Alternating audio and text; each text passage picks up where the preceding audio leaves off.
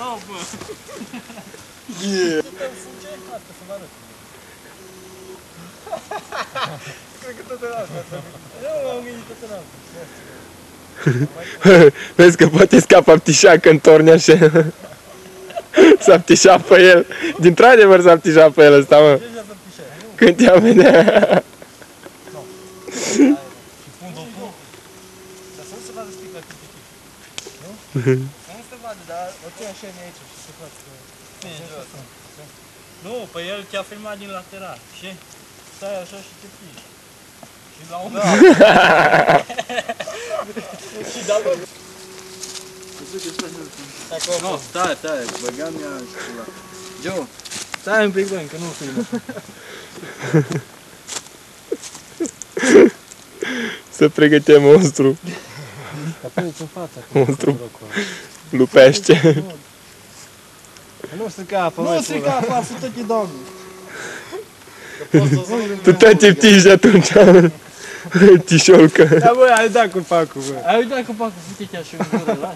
Eu la mă Du-te la asta, lasă. Vezi că nu mai ai apă, du-te pune apă în tine. Da, scăsi. Ca să ai cum fugi, că tot te fugi. Că nu pot fugi. Eu că aptișa deja, mă. I-a făcut poftă cu apa aia, mă. Stai că într-un moment. Hai că mai pome. Așa e, Nu se desface. dar nu știu care. Zici că e turc în pula. Tu pune pe cetin tot. Dar nu rapid. Ai pus pe cine? Da, ptiște. Bă, filmează, mă.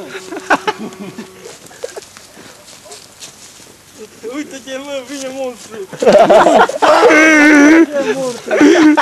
Din nou, mă, că nu... Da, ăla-i șciop, mă. Ăla poate s-a împiedicat și...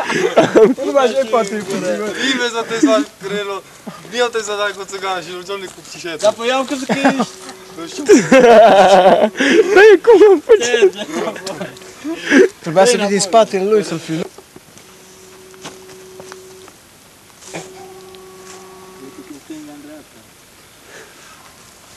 Vorbea monstru.